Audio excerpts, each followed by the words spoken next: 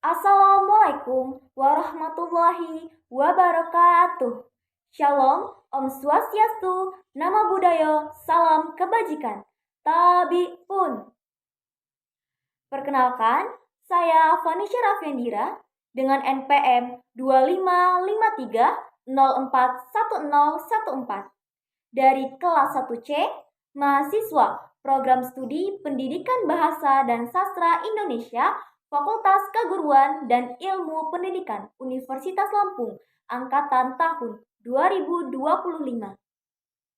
Di sini saya akan memenuhi tugas ketiga, yaitu cerita lisan pada mata kuliah pembelajaran berbicara dengan dosen pengampu Ibu Dr. Eka Sofia Agustina, Magister Pendidikan.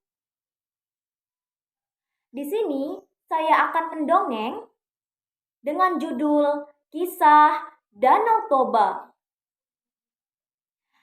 Pada zaman dahulu, di sebuah desa di Sumatera Utara, hiduplah seorang petani bernama Toba. Ia hidup sendiri sebatang kara. Setiap hari, ia pergi bekerja di ladang dan mencari ikan untuk memenuhi kebutuhannya sehari-hari. Pada suatu hari, ia pun segera ke sungai untuk mencari ikan. Hanya berbekal membawa kail, umpan, dan tempat ikan, ia pun segera bergegas ke sungai tersebut.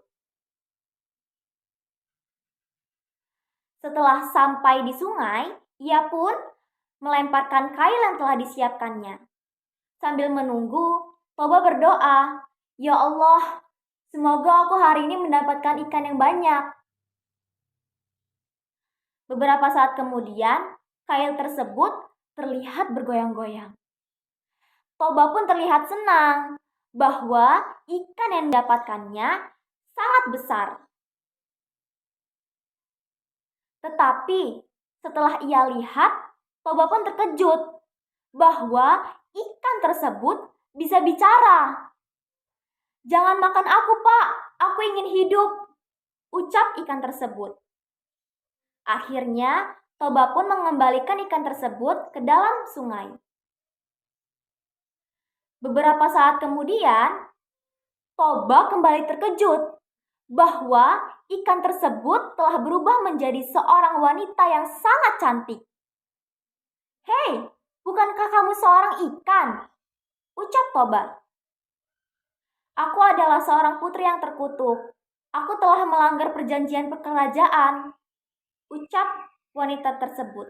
"Terima kasih telah menyelamatkanku dari kutukan tersebut. Sebagai imbalannya, aku bersedia menjadi istrimu," tawar si wanita tersebut. Akhirnya Toba pun mengangguk. "Baiklah, aku setuju." Tetapi wanita tersebut memberikan perjanjian dan persyaratan. "Jika kamu membocorkan asal-usulku bahwa aku berasal dari ikan, maka niscaya akan terjadi bencana yang sangat dahsyat," ucapnya dengan serius. "Baiklah, aku akan mematuhi aturan itu," ucap si Toba. Dan setelah beberapa bulan kemudian, akhirnya mereka pun menikah dan dikaruniai seorang anak laki-laki yang sangat tampan dan kuat, yang diberi nama Samosir. Tetapi ada kebiasaan yang buat heran orang-orang. Samosir selalu merasa lapar dan tidak pernah merasa kenyang. Hingga suatu hari, ia disuruh oleh ibunya untuk mengantarkan makanan kepada ayahnya di ladang. Saat mengantarkan makanan tersebut, Samosir malah memakannya di tengah jalan. Ia pun memakannya hingga habis, tak tersisa. Setelah itu, ia pun tertidur. Karena tidak kuat menahan lapar, akhirnya Pak Toba bergegas segera pulang ke rumah. Tetapi saat di perjalanan, ia malah menemukan anaknya sedang tertidur di sebuah gubuk. Ia pun akhirnya membangunkan anaknya. "Hei Samosir, bangunlah nak." Setelah si Samosir ini terbangun, Pak Toba pun menanyakan makanannya. "Mana makanan untuk ayah?" "Sudah kumakan," ucap Samosir. Mendengar perkataan hal tersebut, Pak Samosir pun akhirnya memarahinya. "Dasar tidak tahu diuntung, anak tidak tahu diri, dasar anak ikan," umpat Pak Toba. Dan tanpa sadar ia pun melanggar janji dari istrinya. Setelah mengatakan hal tersebut, istri dan anaknya tiba-tiba menghilang. Dan juga kaki tanah yang diinjaknya itu keluar air yang sangat deras dan sangat tinggi, disertai hujan dan petir.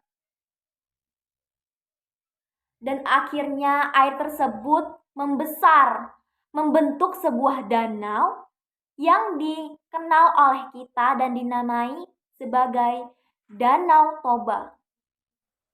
Pesan moral yang dapat diambil dari cerita rakyat Danau Toba adalah pentingnya menepati janji agar tidak menyakiti perasaan orang lain, menahan amarah dan menjaga kesopanan. Selain itu, cerita ini juga mengajarkan tentang pentingnya kepatuhan kepada orang tua dan tidak mengambil hak orang lain. Legenda ini secara keseluruhan menekankan nilai-nilai keluarga, kerja keras, serta pentingnya harmonisasi dengan alam. Sekian, terima kasih. Wassalamualaikum warahmatullahi wabarakatuh.